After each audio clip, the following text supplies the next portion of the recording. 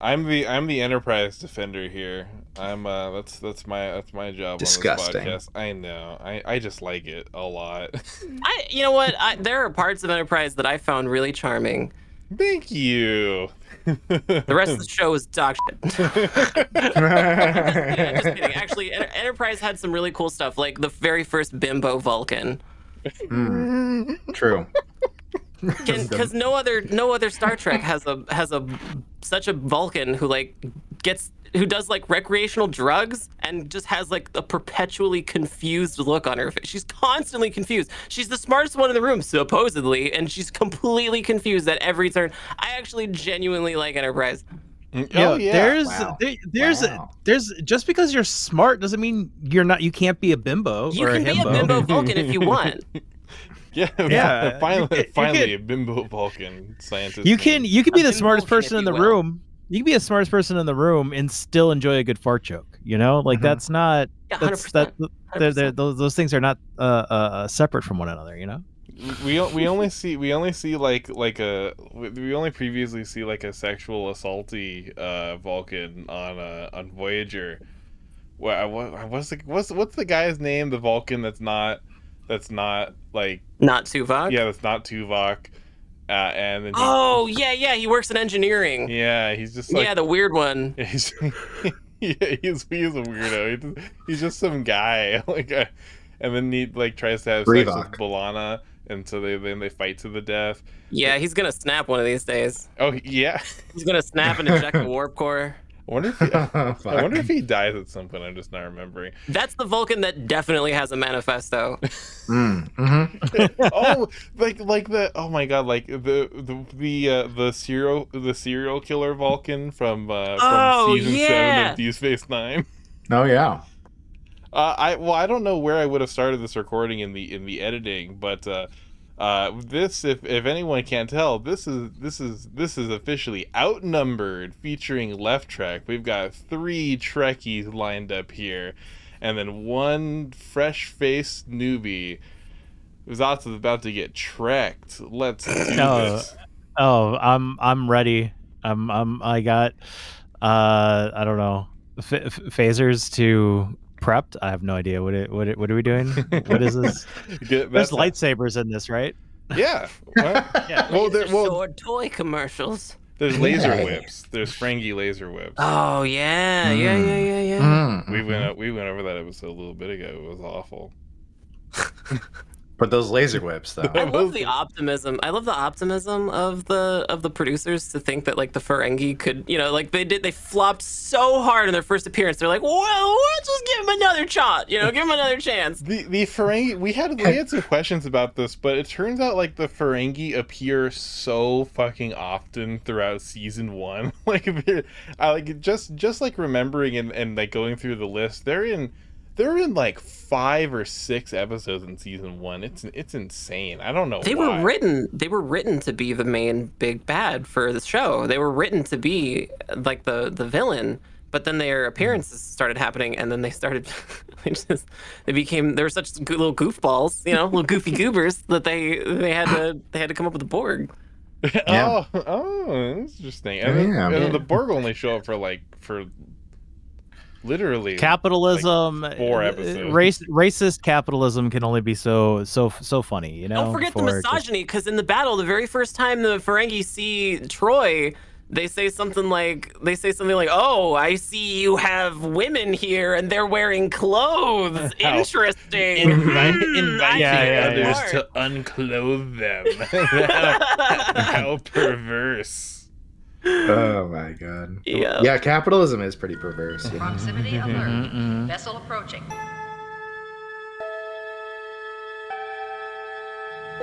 The vessel is hailing.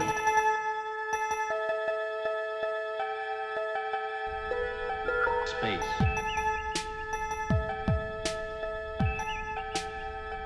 We can start any further. I got a hard out in an hour. Okay. All right. Well, we'll try to, for the first time, stay in time in normal podcast length. So, good luck. First, Let's go. Quick introductions. I am Eric, sub adjutant to the JAG officer for cases pertaining but not in violation of the Prime Directive in Sector 31. Joining me is all lovely hosts, Zotz. Hi, howdy. How are y'all doing? The newbie here, and Brian. Hi, Trashcan 1312, absolute weirdo. And Hi. joining us, the one and only, the legendary, the lovely Nikatine. Hi, it's me, Nikatine. It's Veronica Ripley. I write Star Trek Adventures Loveless. It's a show on Twitch. We do it's like a tabletop show kind of, but it plays out a lot more like an actual show, like an episode of the show, because it's like everyone's green screened onto the set and stuff.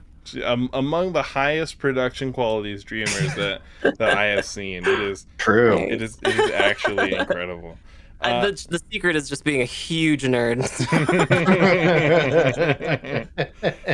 So we begin at episode 8. It depends. It depends on which service you're using, because some people combine Farpoint. So sometimes it's episode 8 and sometimes it's episode 9. Yeah, as listed on it's very confusing, because as listed on Netflix, and Netflix is famous for like fucking up these things and putting episodes in the wrong order and stuff. I don't know if they stopped doing that, but as listed on Netflix, it's episode 8, The Battle. We'll run through a quick plot summary and then talk about it. Yeah, one thing before we start though, these are kind of like, this is, I don't know what it is. Maybe it's just because that we take like that I take so long to edit the podcast. But are the episodes getting worse?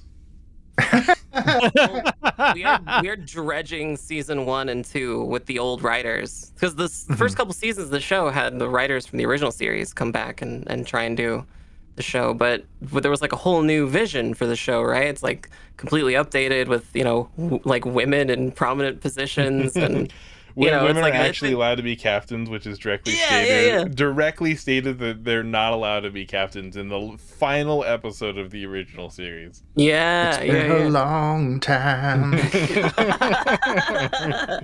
Yeah. So the original writers were involved in the first couple seasons of Star Trek, which is why the first couple seasons feel very, very different from the rest of the show. Oh yeah, and I believe a lot of the like episode concepts or scripts that these same writers had been like hanging on to for for ages. So like, oh yeah, that's especially apparent in the very famous episode Code of Honor, which oh god damn it. check Left Trek episode 2 for that little gem. Gem. Oh, yeah, sure. Yeah. Gem.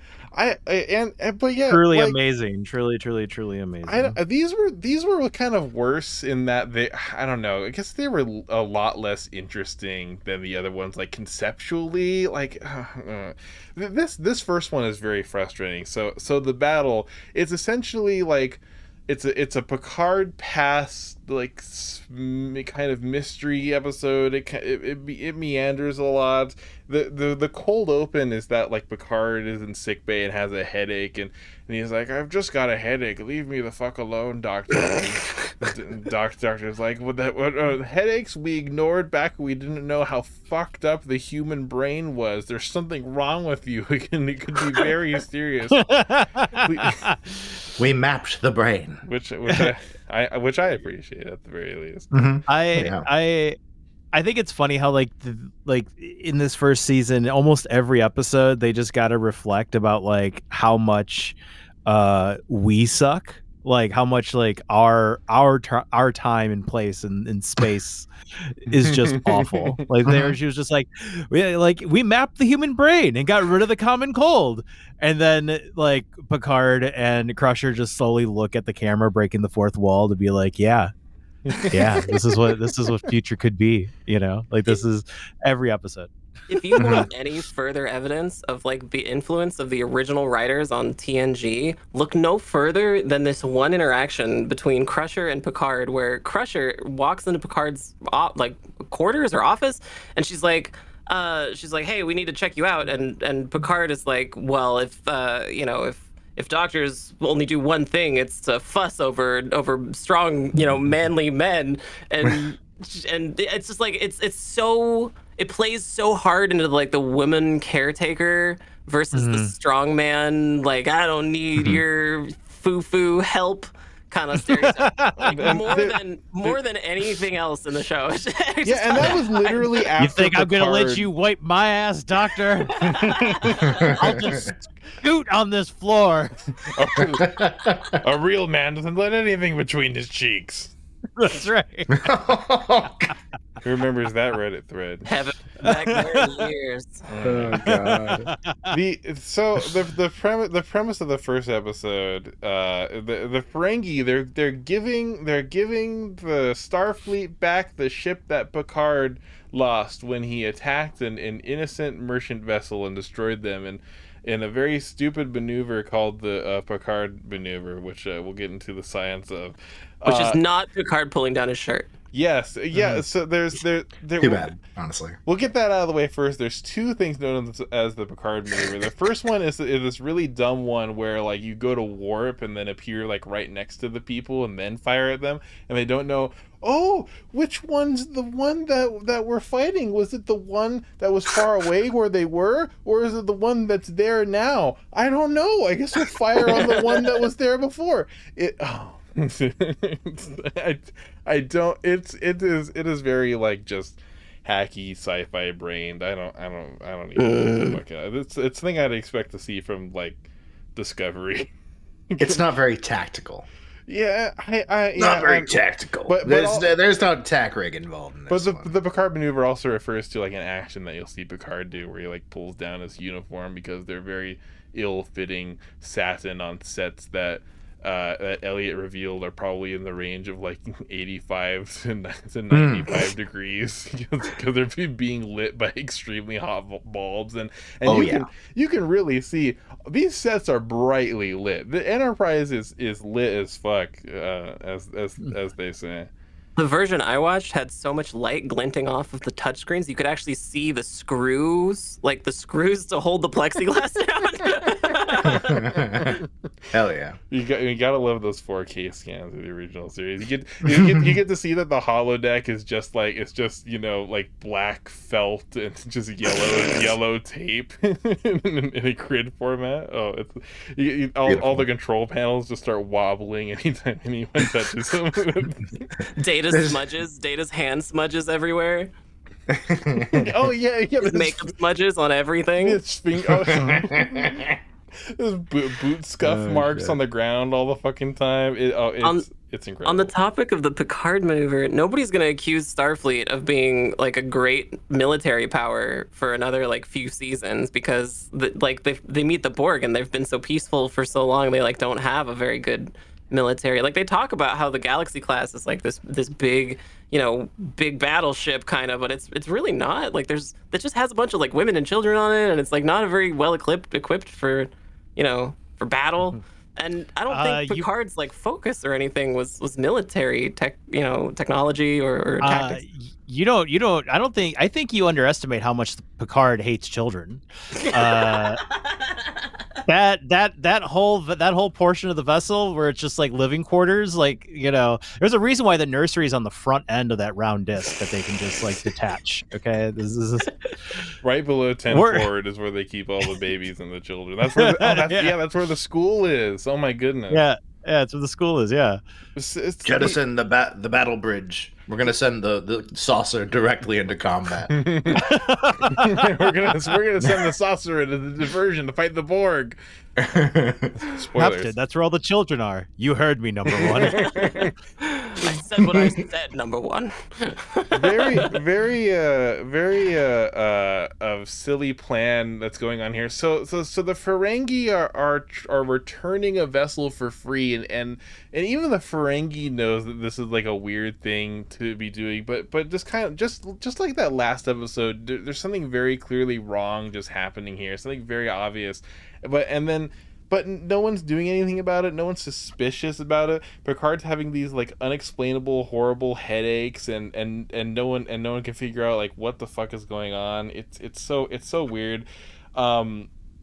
It's revealed that Picard killed this unidentified ship that apparently was a Ferengi ship. Who could have known? And then his starship was just left abandoned. The Ferengi says that these mistakes happen, blah blah blah, and then Data's like, no, the vessel very deliberately fired on the ship. Well, yeah, it was deliberate. Well, of course it was fucking deliberate. That doesn't mean it wasn't a mistake. It's revealed that it definitely wasn't a mistake, but just an annoying line, an annoying, confusing line that I didn't like. Wait, what wasn't the mistake? I just want to the firing on the ship. Who's firing? The Ferengi firing on the Federation ship. The guy, disingenuously was like, such things happen in space, and then Data's like, no, the log clearly states that the firing was deliberate. I'm like, what? Okay. This is a whole period of time in early TNG when Data was really more of a nuisance than anything. Like, he was very not endearing. There were like a couple moments where Data was kind of cute, but like most of the time, Data's like whole demeanor and like character is just really like off-putting. Everybody else treats Data like he's a nuisance. It's not until a little bit later when they start treating him like a person. I was about to say that. I was like, everyone because Brian and I were watching it, and then I was just like, wow, they're really not nice to their talking toaster, are they? Like, they just fucking they constantly tell him, like, I think like Picard or something, or Riker says to like Data, like, not now or whatever, or like you're being insufferable right now, you fucking android. Yeah, and that's happened like every episode up to this point. It's actually kind of weird, like how little people care about fucking Data's input. Like, he's saying something very relevant, and he's like, oh no, I shouldn't be saying this right now. Like they're giving Data like anxiety. I mean, yeah, absolutely, because Data they're just gaslighting him. They're like, you think so we have this android that's the most advanced thing on this ship, can remember everything, knows everything, is stronger than anyone on the ship. We gotta really give this fucking thing an inferiority complex. Just like and then that's reinforced because the Ferengi offer to buy Data, and then Riker like persuades them not to by saying that he's secondhand merchandise. Yeah, so fucked. Data has a little retort. He goes, oh, a human joke. I see. What's the name of the fucking the chick, the security officer? Tasha Yar. Mm-hmm. So Tasha Yar. You know what would have been great? What would have been a great callback is if like Riker's like, oh, he's secondhand equipment or whatever. He's been used, and then Tasha Yar's just like, Tasha Yar's just like, yeah, he has, and then like winks. Zotz is punching up the TNG script. Good, thank you. It needs some punching up. It needs help. Yeah. I am proficient in 973 ways to bone, Captain. That's just what I was looking for. We've got functional. We've got now 3 fan interpretations. We have Geordi the Eyeball Taker. We have Fraudster Troy. Now we have like victim of severe like consistent psychological abuse Data.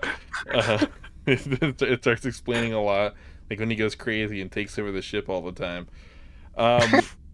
So the Ferengi are giving back the ship. There's no profit in it. Everyone's very suspicious. There's a bunch of like really obvious things going on.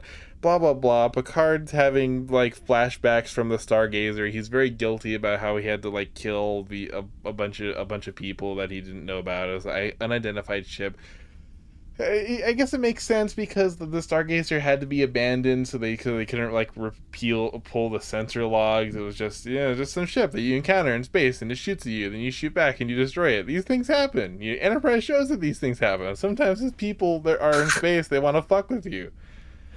Can we talk about the Stargazer for a minute? I have a lot of things to say about the Stargazer. Please. So the Stargazer is what the show calls a let me see if I get this right. It's a constellation class. Wait, did they say constellation? Yeah. So it's a constellation class, and it's because it was originally supposed to be the same class as the old original series Enterprise, the Constitution class. So they used the name Constellation class, and I think I remember this right. They used the name Constellation so that they could dub it later if they decided that they wanted to use the same class in post. So they called it the Constellation class so that they could dub it. Did they not use it because like they couldn't find the old model or something? I think they were still deciding whether or not they wanted to bring back the old timey, Constitution class, the Kirk original series, or if they wanted to leave that, in the past. I thought it was. I actually thought that it was that until I saw it. The design is super similar, and the interior of it is actually from the Voyage Home. I think you see it in the Voyage Home briefly. Oh, interesting. Yeah. They actually, it's from the old original movies, and they redressed it a bunch to make it look like TNG era, but it's just a redress of the old set. So they actually did. They got the original series set for part of it. Some of it, the Battle Bridge part, looks like a corridor. It just looks like a regular corridor. But all the scenes that they shot inside the Stargazer are on like Steadicam. The director for the episode, his name is Rob Bowman, who's not Rick Berman. He's Rob Bowman, and he films on all the scenes in the Stargazer on a Steadicam, and he has like these really crazy cool like Dutch angles when he gets close up on Picard to like really make it seem really wobbly and off-putting. Yeah. All the people who are like phantasms in his little trip down memory lane, all those people were shot individually. They weren't shot together like you would think. They were shot like individually. And then I was wondering about that. Yeah. They were shot individually, and they were put in post, and they added like all these filters and effects and stuff in post to make it look like they were ghosts, to make it look believable. And I guess that makes sense, because I was wondering like, okay, well, I initially thought that they just shot like a plate, and then they just combine the two scenes so that they'd be transparent. And I guess they just did that with a bunch of them. Yeah. Individually, which makes sense, because then that makes it easier to put like the ghostly, like glowy effect that they have on it. How neat! What a neat little visual effect thing. And I will say about that, 'cause we were talking about like the model of the ship. Underappreciated aspect of Star Trek. Well, I guess not underappreciated by like Trek fans, but the designs of the ships. I don't know like what the people responsible are. I don't know if there's like a team or an individual responsible for these things, but responsible specifically, I don't know their name, but they're wonderful. I love the design of Star Trek ships. Like every alien species, every like Federation ship, they really do, just to me, look like spaceships. They have a very cohesive design, and yeah, like they were all designed by the same like governing body or whatever, Yeah, and I just really like them. They're so cohesive, they're so fitting, but they're so like unusual too. Like the Stargazer has 4 nacelles, like it in like a very thick midsection. It's something that Star Trek, it's something that Star Trek, and not whatever the new stuff is, really gets right, really nails down. I really liked it. I only know this part because of all the work that I do on Loveless, but the Excelsior class from the movies, from like the Voyage Home and stuff, the Excelsior class ship was originally supposed to have 4 nacelles too. Oh. But yeah, it was supposed to have 4 nacelles, and I think they might have just reused that idea because they were redressing that set. Interesting. Yeah. So this is lovely. We got all the this is my like I know a lot about the show. Congratulations, you just made Eric feel like whole. Like he's just like finally someone else. Thank oh my God. Finally someone that knows significantly more than me about this stuff. Yeah, someone else who cares as much as I do about this. Show, which is fine. Like it. Listen. It's not. I just want to say, we know it's not like anyone new watching like myself's fault for not getting into it. It's the writers. It's the writers. Okay, we've had 2 very racist, like shitty fucking episodes. You aren't wrong. You're not wrong. There's actually a free public writer's guide that was released by the Gene Roddenberry Foundation. You can actually Google it, the Gene Roddenberry like writer's guide for the original series and for TNG. And you can see like the instructions he gave the writers for the first few seasons. So you can actually like kind of intuit like what the next, like how the plot structure is going to go and like what the characters are going to do in it. by just kind of seeing what Gene Roddenberry like tried to tell all the writers to do. No one can have any conflict. Yeah, exactly. Yeah, right. There's interpersonal conflict. Yeah. You gotta treat Data like shit. You gotta remind Data that you're not human, or that he's not human. You can't have any episodes. You gotta spit on him. You can't have any episodes that have that technology as being like the overarching villain. Like technology has to be like shown in a positive light because the future should be portrayed like positively. Interesting. People shouldn't be scared of technology. They should embrace it. That kind of a thing. That I didn't know about. That's fascinating. Yeah. I think it's one of the reasons that Data is like such a prominent character, because he's kind of the literal walking embodiment of that idea that that technology is the future and we should embrace it, no matter how weird and stilted it might be. I like that. I think that's neat. That's a neat thing. It's the literal exact opposite of the show Black Mirror. Yeah, exactly. I couldn't figure out for the long. I didn't realize like why the show was called Black Mirror for until it was in like season 4 and everyone realized that they hated it the entire time. It's because when your phone turns off, you can it's a black mirror where you're looking back at yourself, and if that just doesn't showcase how I hate Black Mirror. Anyway, moving on. Really? Yeah. I fucking despise Black Mirror. Anyway, so hey, listen. I all I'm saying is if the next generation used the holodeck to make a prime minister of a country fuck a pig, it'd be more interesting. Okay, the prime minister is already all over those pigs and all the holodecks. True.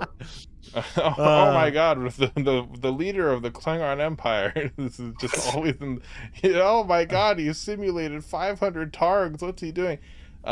Anyway, so they're would it be a targ orgy or a targy or a targy? Targy? This Torgy. It would be a torgy. You're so torgid right now. So turgid for this torgy. Sexual growl. We were talking about Deanna Troi when we started. I don't know if we were recording, but we mentioned that like when the Ferengi first board the Enterprise, that they see Troi and they're like, a female with clothing on. Interesting. And Troi, the character, the lady who plays Troi, Mariana Sirtis, has one line in this episode that I actually wrote down in its entirety because I thought it was so funny. She goes, I keep sensing random thoughts, but 2 sets of thoughts, as if they were his, but intermixed with other thoughts, which are also his. The most important fact about all of this is that Troi wasn't in the next 3 episodes. She wasn't in the next 3 episodes, and apparently, allegedly, Mariana Sirtis actually thought she was getting fired. Oh damn! I remember. She wasn't. She wasn't in the. I didn't think about it, but yeah, you're totally right. I remember she goes home to visit her family or whatever in the next episode. Okay, oh yeah, but see, because I remember her talking about like the actor, how she was like how she was brought in and like her the size of her breasts were like made a problem like privately in front of these producers, and, they're like can we stuff them? It was this really horrible like just recount of like Marina Sirtis basically like being literally sexually harassed by the producers on Star Trek because of the size of her boobs. So she's having to wear like all these like implants in like her bra, and she's wearing all these like weird suits. There's a very strange behind the scenes thing. There's actually an abandoned concept for Betazoids because they hadn't been shown on screen before. They were new for TNG. There's an abandoned concept that the female Betazoids had 3 breasts. I'm not even kidding. Kidding. They had 3 breasts. When did Total Recall come out? Right. Oh my God. So yeah, this episode is kind of is famous because like it's one of the few examples of an episode that's like important to canon. But it sucks. It's boring. They're towing the Ferengi give the ship back. Doesn't make sense. Everyone knows it doesn't make sense. Picard's getting all these like headaches and flashbacks. There's the possibility that's raised that Picard is having these like headaches and flashbacks because he did actually like fire on the ship and like suppress the memories or something, but that's undercut because we see the Ferengi on the other ship fucking with the orb, which is they're pondering. They're over there pondering. The Ferengi is pondering the orb so hard that like there's these like smoke effects rising out of it and just like going away. And it's the orb that's like causing all the psychic phenomena with Picard. Yeah, and no one notices. And they're very clearly like hand wringing and cackling to themselves about it. Like it's very over the top. It'd kind of be like an interesting thing if you just edited this episode and just cut out the Ferengi just cackling over his orb and like, how do you like it, Picard? And he starts twisting the orb and now it's glowing harder and making a more aggressive noise. If you just cut that out, I think you'd have like a kind of like compelling like mystery. You'd only see like just a little hint of the orb and like 100%. thing. But no, all tension is completely removed. The Ferengi are obviously fucking with everyone. No one figures it out until immediately they do. Wesley is the one that figures it out, which I was waiting for this. I was waiting for this. As soon as Wesley comes on the bridge or whatever, and he's just like, listen, I've noticed something that's really weird. I've never studied brain scans before, but just want to let you know that this thing is very different. And I'm just like, man, I can't wait for Eric to get mad about this. It's so annoying. Everyone knows it's annoying, so it's hacky to even point out. But God, it's just so annoying. We're grown up. What does he say? He goes, adults or grown ups or something. Jesus, I fucking wrote that line. No, he says something even worse at first. Where the fuck even is it in my notes? He goes, "You're welcome, ladies," and then they leave. they leave and Wesley just like goes against the wall and kind of rolls his eyes like goes, "You're welcome, ladies." I'm like, oh my God, they hate women. This is awful. Nothing says the original writers. Nothing says the original writers more than like including the scenes of all the Ferengi pondering the orbs. You know, like to just really drive it home that they're the villains in the episode. Like this is something that would be completely not out of place in the original series, but for TNG for later seasons, it's something that would definitely have been cut. So it's one of those differences in the show that I think you'll see going forward if it's your first watch through. Like that's a design choice, a show choice that they probably would not have made like in season 5, 6, and 7. I completely agree with that. Picard's acting is really just carrying the episode. You can see like he's under all this grief but I mean Picard is really just carrying the whole fucking series on his shoulders at this point. Like honestly, I am shocked that Patrick Stewart stayed on board. They must have been giving him a lot of money. He almost didn't. He actually almost didn't. He almost left the show, and it was right around Best of Both Worlds. He almost left the show, and they actually did Best of Both Worlds as the end of that season because they were setting up for possibly Riker taking over because Picard was so disenchanted with the show. I don't blame him at all. I'm surprised it took that long. Like Denise Crosby was out of there relatively quickly in comparison. If I was Patrick Stewart, I'd be out of this fucking place too. Wait, you're just letting her go? No, fuck! I signed on for 2 years. Oh God! It's just like the writers were just like, we better give this fucker some Shakespeare lines, make him stay longer. Yeah, there's like a huge protracted Shakespeare scene in this. I thought it was really like really weird, but kind of interesting to hear Patrick Stewart do more Shakespeare. In the next, is it in this one too, or is it in the next one? That's in the next episode. I'm sorry, guys. We have to wait. There's a very rigid structure to left track. Sorry. Not the laser whip. I mean, they were basically like we basically described like the whole fucking episode. The one other thing I want to mention though is Picard's like retired to his quarters because he's very tired, and Crusher is going to seek out Riker to like give him some vital information, and then Crusher calls Riker number one when she doesn't know that the captain isn't there. That was weird. I just took note of that. I'm sure I'm 100% sure it doesn't mean anything. That the writers just fucked up and they just thought that was just Riker's nickname. But weird shit. Yeah. So Picard. Yeah, my friends call me Uno. Oh my god.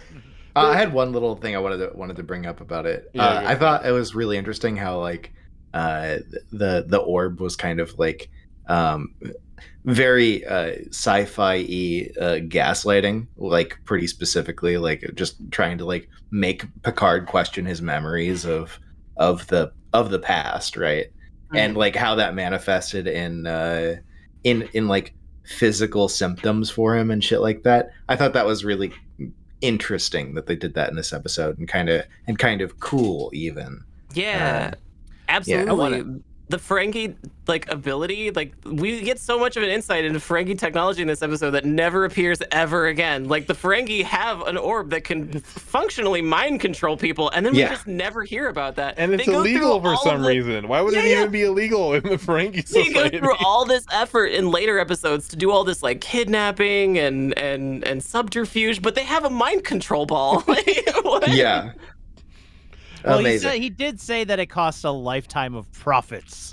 So yeah, I guess. And also the whole thing for some reason. I don't get it. Yeah, and the whole thing also that that he got kicked out of being in the leadership role on the ship just because he was like not pursuing profits anymore and was pursuing vengeance instead. And I thought that was very, very interesting way to look at the Ferengi. I like how Riker kept appealing to like, you know, like from first officer to first officer, you have to tell me the truth. And this Ferengi's just like basically just being like, bro, if you give me $50, like I'll give you the whole fucking ship. You know, if you just give me like whatever it is, you know.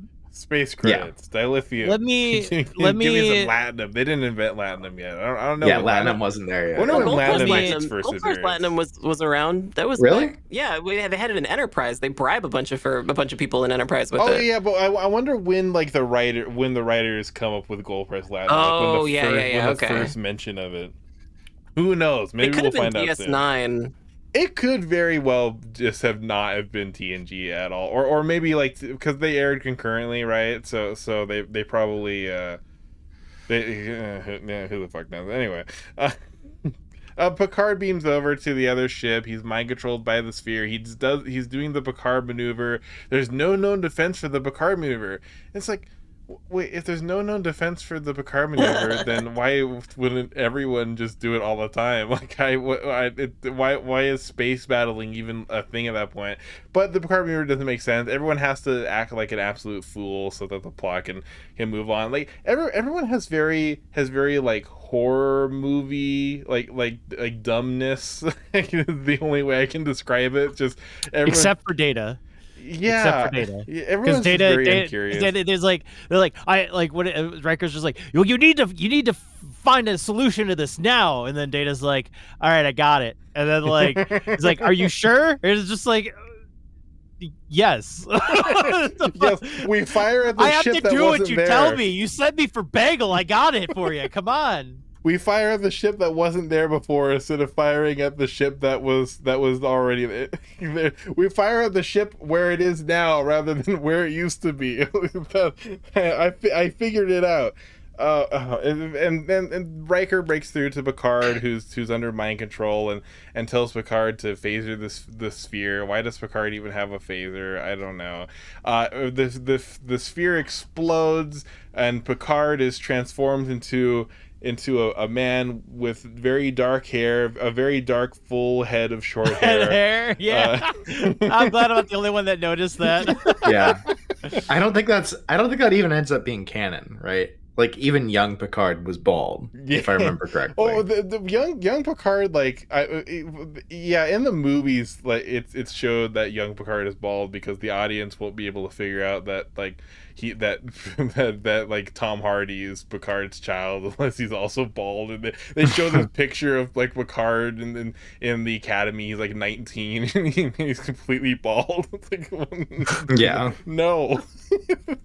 It's but what about yes, the TNG movies? I have one more fun fact about the Stargazer. Actually, I forgot to mention. Cool. It's that the Enterprise uses a new like updated warp effect, but when they go to do the Picard maneuver in the old, like the Stargazer, it uses the old timey like original series warp effect. Interesting. Yeah, that's a good touch. The director of this episode was they did their homework. Pretty cool.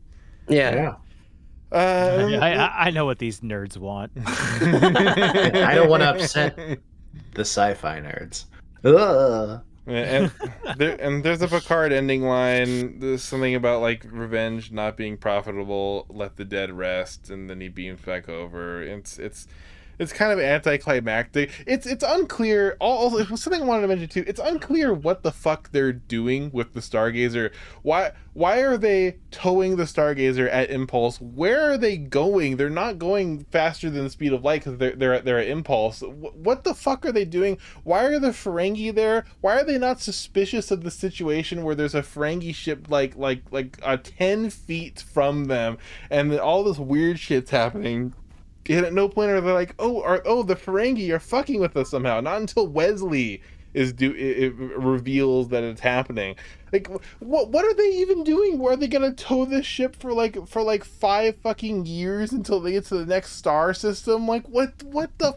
I have a theory, and it's that the writers had this kind of misguided, like, kind of sort of sophomoric idea to like put forth the proposition that Starfleet is just like constantly ready to accept the best of people and never assume the worst, and they do that to a fault at every turn, and all it does is make Starfleet look really unprepared. Oh yeah, they're extremely dumb. With me in Left Trek's first Patreon episode with exclusive clips from Bad Bunny. Check it out. It's $3. I said it was $1. It's $3. I'm sorry. Me and Brian recorded a little thing like talking about like the Maquis, and one thing that we mentioned is that the Federation is extremely bad at negotiation. Like they always assume good faith, and it always screws them over. It is the dumbest way to run any kind of society ever. And honestly, the Federation should have been taken over by the Romulans and the Cardassians and not the Klingons. The Klingons shouldn't even be in space. It doesn't make any fucking sense. Ages ago, they're complete fools. All their treaties just immediately fall apart. All of their supposed like allies who they have or people they have non-aggression pacts with are always trying to kill them or start wars. Like the Federation is ready to like slaughter a group of Bajorans that they suspected of terrorism, and then there's no repercussions once they realize that the Cardassians are the one that did the terrorism, which was wiping out a colony. Oh my god! I don't have time to. You know what? I have another theory. You remember that brain? You remember the brain? Remember the brain parasite? I'm sorry. I'm sorry to bring up the brain parasite, but which brain parasite? Remember the brain parasite? The one that explodes the guy's head, and it's like. What they say, like, we've infiltrated every level of your government or whatever, and then they never talk about it again. It's because half of Starfleet is just brain parasites, and we never talk about it. they never solve that. They kill that one guy, and they just never solve the problem. They never solved it again. Yeah. That's true. No, I forgot about that. Oh my god, that explains so much. Oh, that explains the bunch of shit in Deep Space Nine too. The canon is real. Holy fuck. True. I wanted more brain parasite. I'm so excited for you, Eric. Thank you. I like that. I like that episode. Kind of. I don't know why. I guess it's like a guilty pleasure. Well, it's season 1, right? We'll come to it soon. No spoilers for old Zotz over here. No spoilers. Well, man, that's the end. I mean, of... I basically I know Deep Space Nine by heart now. I haven't even watched it. Yeah. That's you don't even know. 8. Buckle up, Buckaroo. and any closing thoughts on episode 8, or we jump into episode 9 real quick, which is a contender for one of the worst episodes of all of Star Trek, in my opinion. What am I thinking? No, I think I'm good. I had one thing. I had one thing. Yeah, and it's go for it. It's that I watched this episode just now again, and I don't remember anyone mentioning the fact that Wesley's dad and Crusher's husband like died on the Stargazer, and they're just towing it, and they're all going about their daily lives, and nobody mentions it once.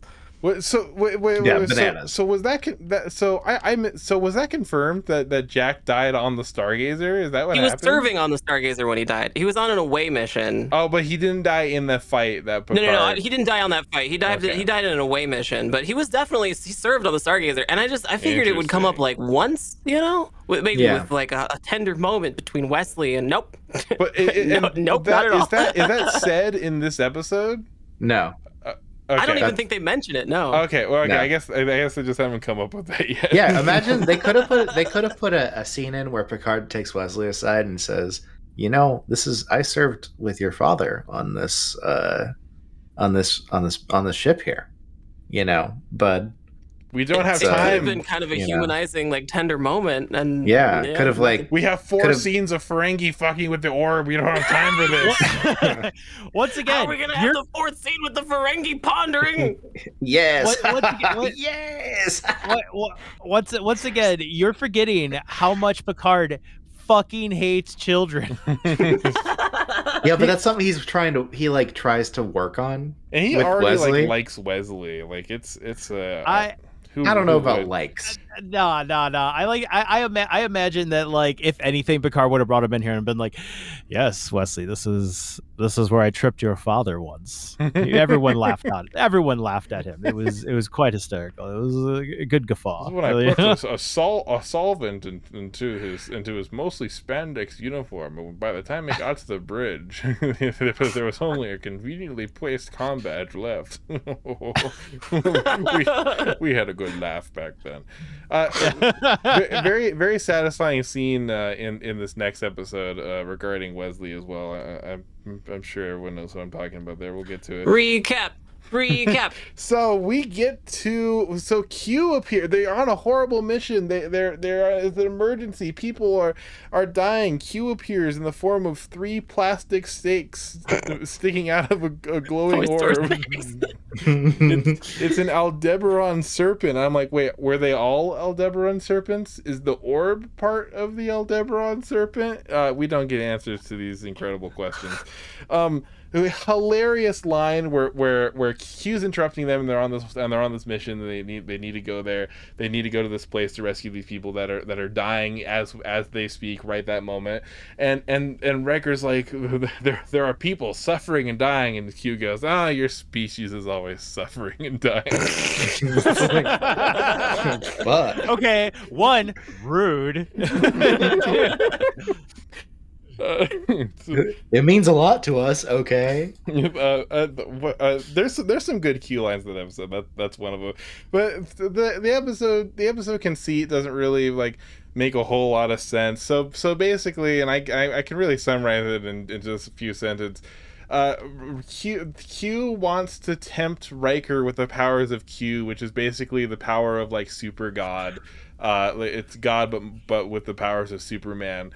And that's the whole thing, right? He wants to tempt Riker. Picard makes a bet that Riker isn't going to fall to the temptation. It's very weird and hacky. It takes place in the form of like they have this game set up where they have to go fight the pigmen, and immediately we show why Denise Crosby left the show.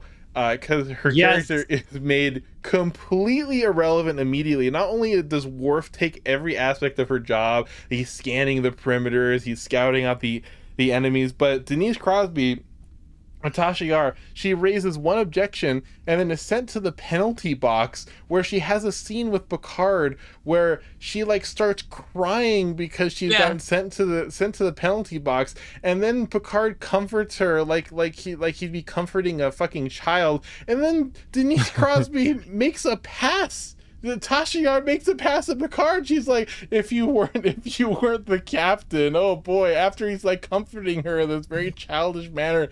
It is the weirdest fucking scene. I hate it. There is a new ship standing order on the bridge. When one is in the penalty box, tears are permitted. Captain. Oh, if you weren't a captain. Captain, if you weren't if you weren't the captain, I'd fuck you right here. Can I tell you about the rape gangs? Oh my god. Right though? Not one mention of rape gang in either of these episodes.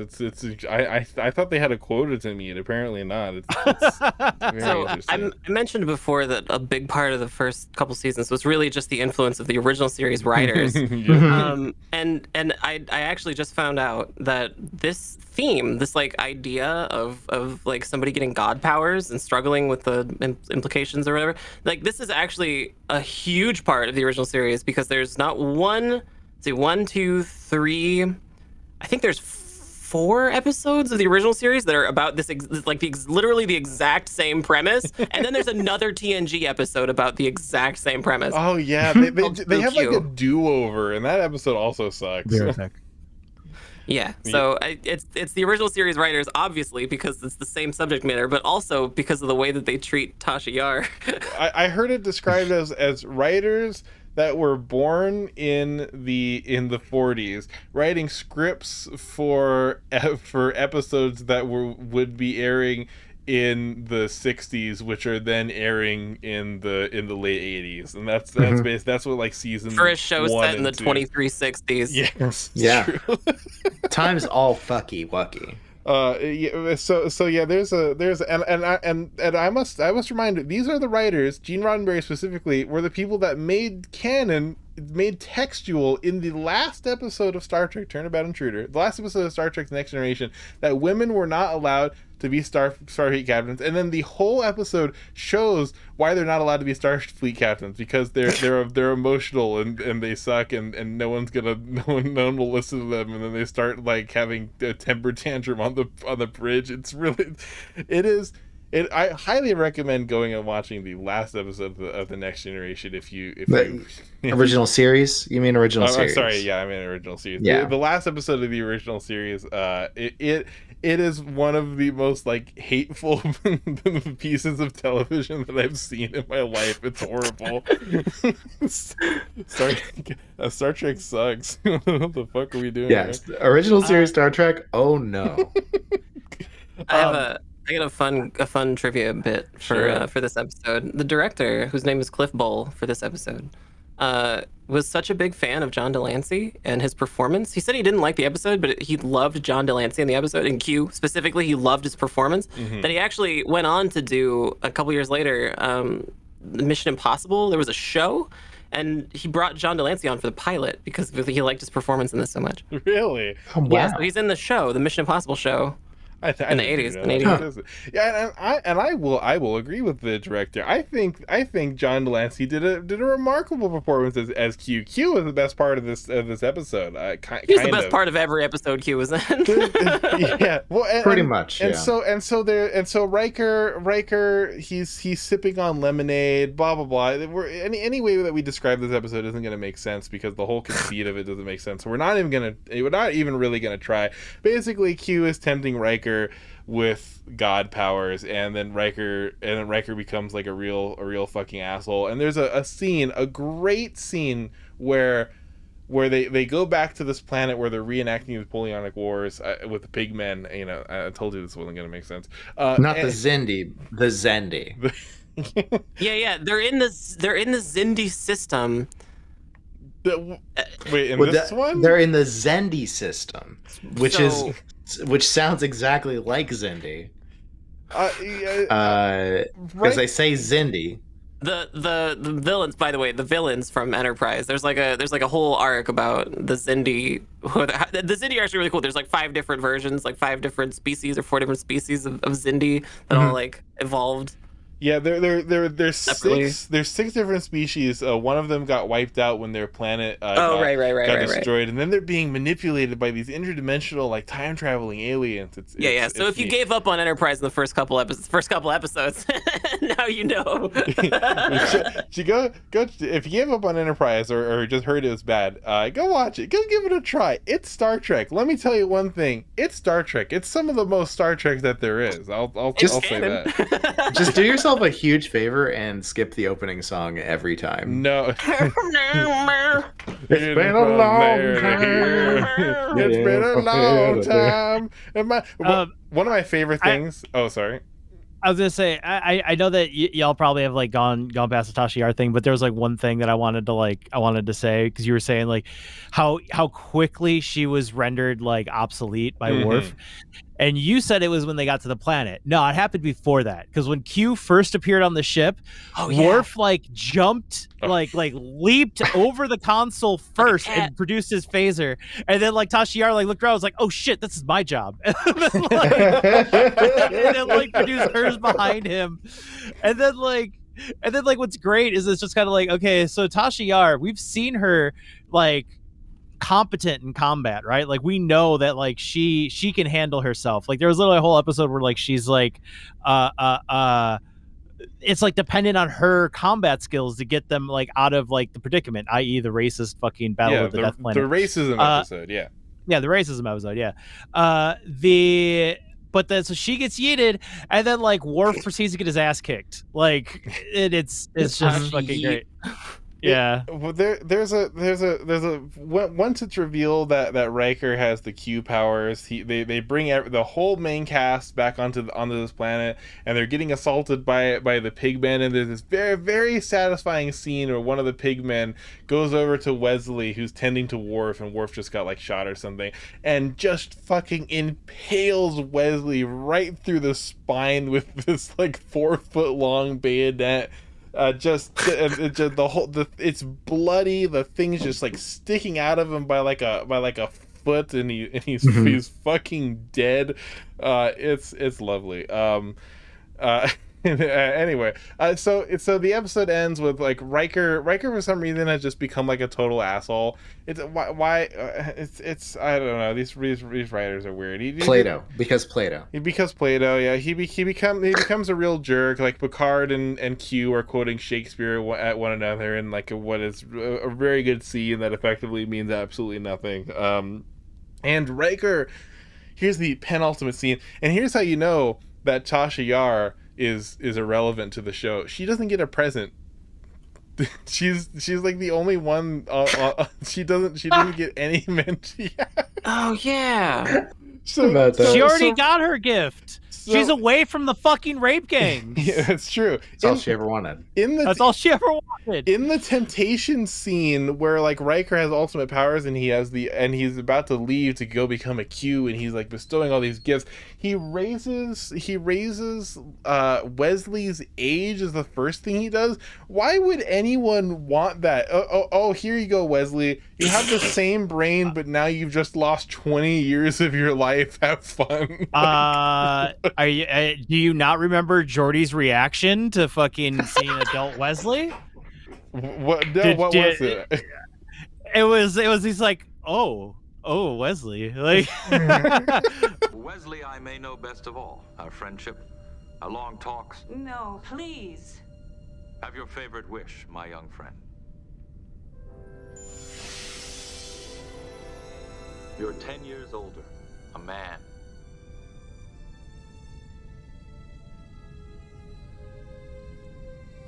Hey, Wes. Not bad.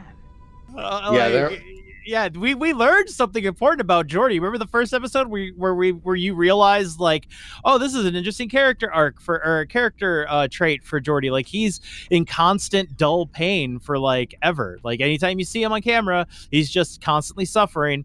And then like, so it's like, oh, you didn't know that before, haha. But you didn't know that Geordi is potentially bisexual. Finally. It starts. Like the last thing we need is Geordi to have more options. Right.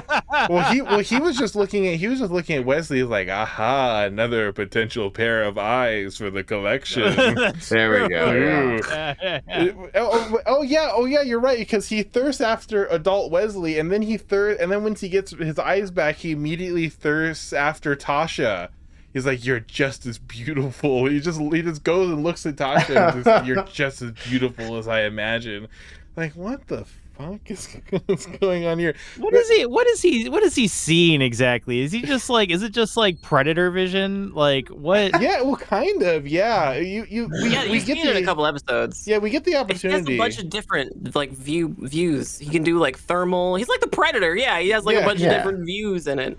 Yeah, electromagnetic fields is one of them for sure because he can see like the conduit piping and stuff through the walls. Yeah, and there's like echolocation like mode where he has to click. Yeah, he has to make clicking noises. Yeah, and it's kind of like a Oh yeah. No, I'm kidding. It's kind of like a tricorder, like just built into his eyes. Like and it's stated his eyes are objectively superior to everyone, but he just wants to see in beautiful human eyes, whatever. So the gift to Worf is that Riker summons just some like Klingon woman to have extremely violent like sex with him on the bridge. And best line of the show. The best line of the show. Woman. This is sex. also, Worf just being like, I don't need this or whatever the fuck he said. I don't need this in my life right now. I don't do sex anymore. Yeah, it's just like after the first time you see a female Klingon in the show. Oh yeah, that's it. True. Very first time. Absolutely incredible. And Geordi gets his eyes back, and then everyone is like politely declining his gifts. Like Data just refuses. Like it wouldn't make me human. You know, spiritually, I would know that I wouldn't be human. And everybody's an eyebrow like, what? What? Excuse me.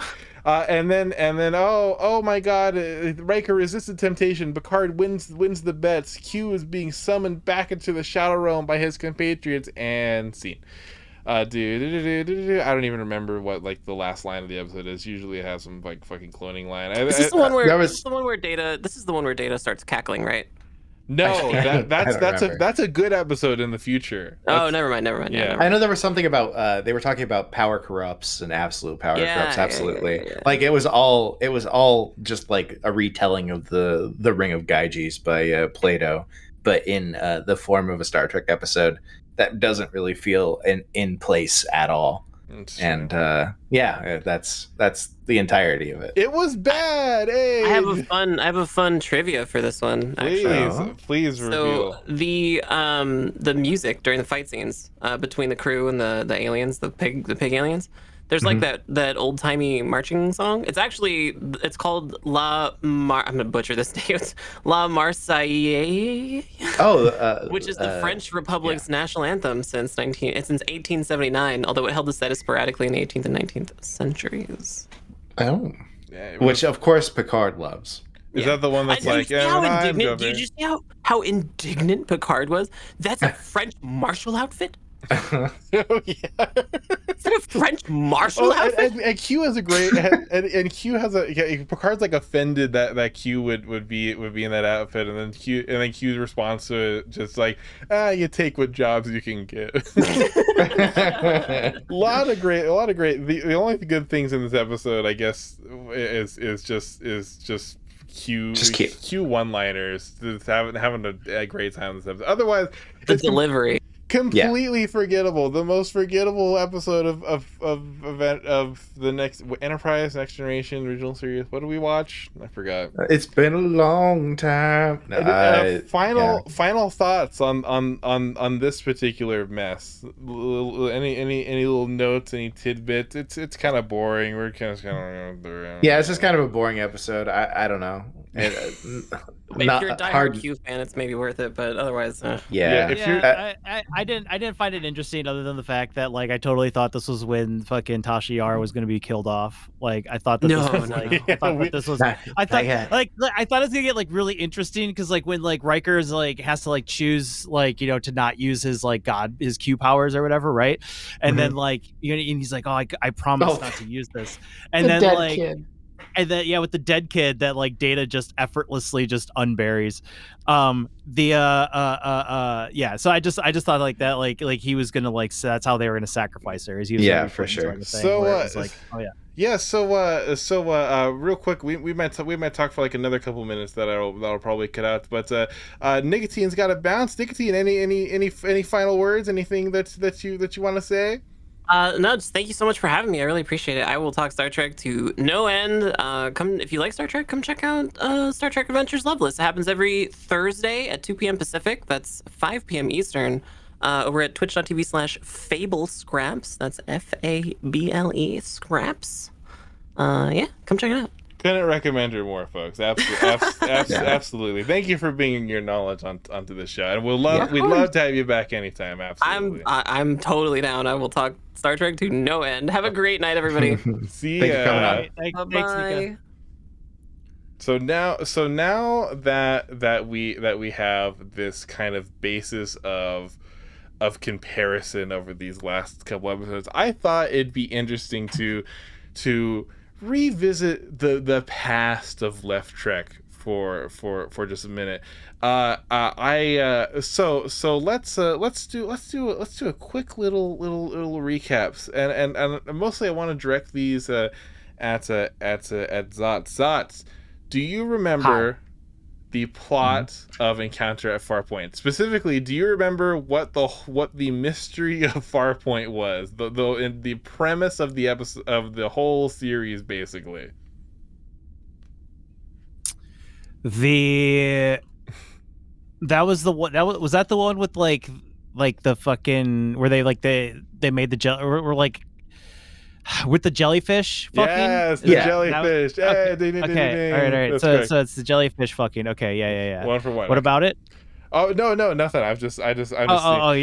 You're quizzing me. Yeah, okay, this is the jingle. This is the Star Trek. This is the Left Trek trivia show. Woo! Oh my god. Zotz, do you recall what the tension in the horny episode was about? What was the ticking clock there? Was that a memorable thing? The ticking clock. Are you talking about when everybody was like rolling? Yes. That episode? Everyone was horned up. Yeah. And what was the like what made him have to like fucking like get it as fast, fix it as fast as possible? Yes. Completely irrelevant. The fucking star. There was like a star asteroid or some shit coming their way. Stellar core ejection or some fucking shit. Yeah. Weird. And then that episode, my favorite episode. That's my favorite episode so far. Is the one where they're just high as shit. It's great. Good fucking Dropping episode. down the walls. Perfect episode. No notes. Last one here. What was the fight really about? What was Tasha Yar fighting for in the racism episode, Code of Honor? Why were they dealing with these people?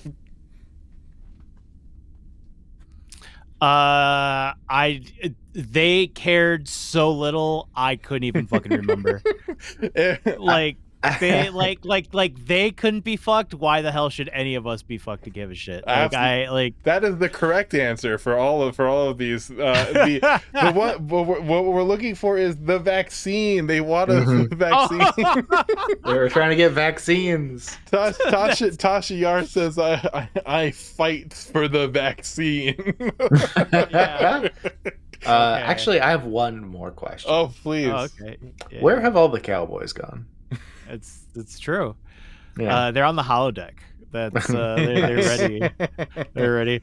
The Geordi, it's Geordi's special. All the cowboys are just aged up Wesley, and like, oh my god! I don't know how to get it in here, but if there was a way to get a picture of aged up Wesley into the fucking I'll insert podcast. one here. I inserted the entirety of that Quark Odo NFT video at the end of that episode. yeah, aged up Wesley, bunch of cowboys, and Geordi is just like. That's his special time. That's Geordi's special time. Yeah. And something else. Oh, I have absolutely got to start. I showed maybe Brian one of them. Brian, are you familiar with TNG edits? Do you mean where they make like music videos and shit? No. Okay. So I believe the one I showed was a scene where it's edited where Geordi Geordi gets like flung out of a turbo lift and Riker goes and like picks up his visor and then turns around and it's like, hey, check this out. I think I remember this. It's been a minute. There are these absolutely just legendary like edits of TNG episodes that are so funny. This person that only goes by like Gazora made him, and his channel got taken down. They're absolutely hilarious. But once you start seeing those things, you'll see a lot of the clips that are being used from this. There's a data going. You'd find the description aesthetically unpleasing, sir. I'll file a computer report later. There's it's I guess not super relevant. But so let's check in. How you liking the show so far, Zotz? We'll call this segment the Zotz Corner. What are you thinking so far? I mean, we're in a dead time for anime right now. This 2022 winter season of anime just fucking blows. So it's better than that. It's better than whatever fucking isekai garbage is being pumped out. Yeah. No, for real though. It really is. Oh my god. It really is better than that. Oh, when's the anime version of Left Track coming out? Soon. That'd be fucking great. When are y'all gonna treat me this way? What? I thought you meant like a Left Trek anime, and I'm like, okay, we'll put that as a Patreon goal. Once we're making $1 million a month, we'll finance our own version. There you go. We'll have Beautiful. like. It'll be great. It'll just be this like the exact same audio, except it's anime characters, and they're all just sitting on a bridge and they're just looking at each other and just shrugging like, oh, that was fucking stupid. It's goddamn. The show's just playing on like the view screen in the background. It's like, what the fuck was that? I don't know what the fuck that was. Racism. The racism episode. It's always curious. The racism episode. What's Zotz? What's a good like what's the anime version of Star Trek that we can subject Brian to, potentially behind a paywall? I don't know. Oh man, something on par with this. I would say Eld Noah Zero. I don't even know what the fuck that is. yeah, I would say Eld Noah Zero. I think that's probably like the closest you're gonna get, because like I want to say like Wesley, right? Or not Wesley, Gundam. I want to say like Gundam, because like Wesley, is basically a new type, right? But oh yeah. Forgot we talked but about like, but like Gundam, like Mobile Suit Gundam, like from the 80s or whatever, is like about like the horrors of war and the plight of being a child soldier forced into action. Like, it's not. It's like way more serious than fucking Star Trek than the Next Generation. But yeah, that'll be good for D Space Nine. But like, if I'm trying to think of like silly type thing, otherwise, I don't know. For funsies, I guess maybe like Gun Frontier would be fun, or like any of the Captain Harlock would probably be great. Like if we like went back that time or whatever, if we want to keep it like space something like shitty and potentially also from the 80s would be yeah, wonderful. I would say that's kind of my blind spot though. I haven't seen a lot of classic anime. Yeah, I would say like Galaxy Railway, or yeah, right? I think am I thinking of something else? Fuck, I don't know. But yeah, I would probably say like Al Noah Zero, which is a newer one, or if we wanted to stick to like 80s type shit, I would say like probably like any of the Captain Harlock stuff, or God, I think Gun Frontier would be great. Star Trek, it's like the animated series. Is there a thing? Yeah, yes, that is a thing. And I have not seen it, but apparently it's good. Apparently it's actually really good. It's like original cast Star Trek. And there's a furry on it. There's like a cat woman who's the doctor or something like that. A lot of people love the animated series. I have not seen the animated series, but apparently it's great. Yeah. Well, I think we've reached a natural and healthy conclusion to a podcast here, folks. Congratulations! Hey. Any closing thoughts on any of this nonsense? Those were some not great episodes, and that's that. This was some real. I made a joke about how we found some very rough in the rough for some last ones, but oh man, this is some rough.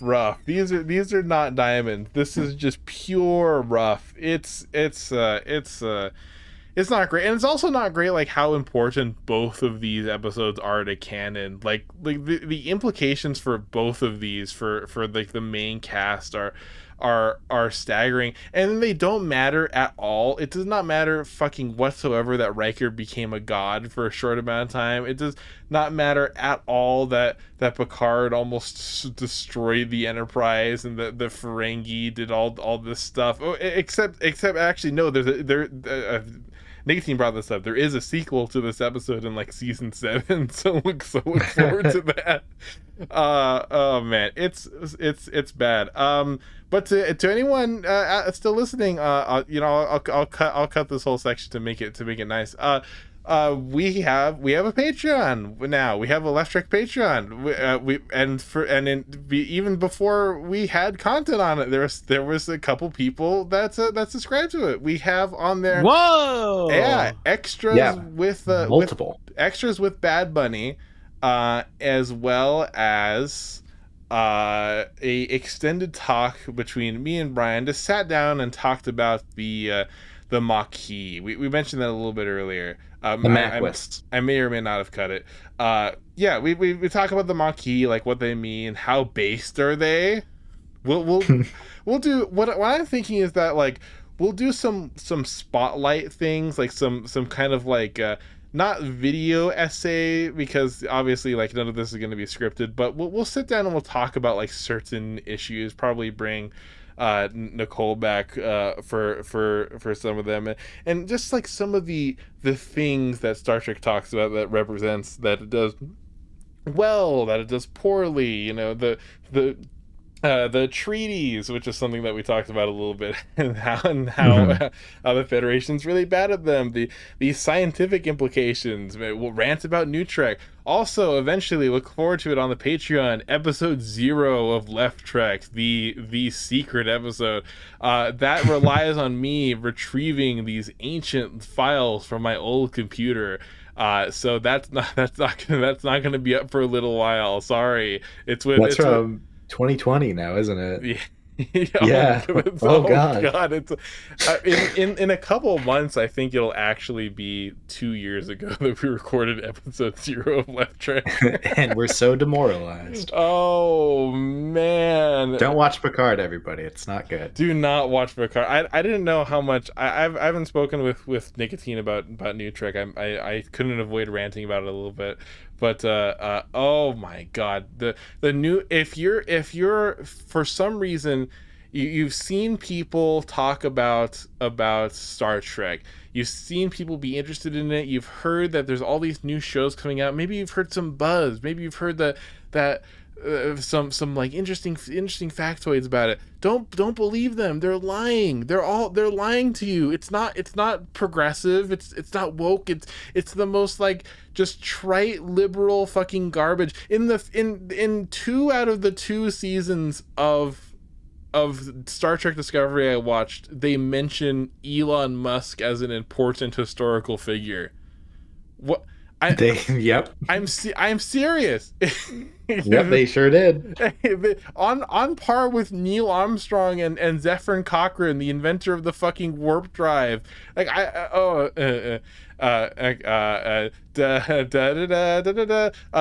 look forward at some point. It may, by the time I'm finished editing this episode, it may be done. But you may have already heard at the beginning of this episode the intro song composed by Zoe Blade.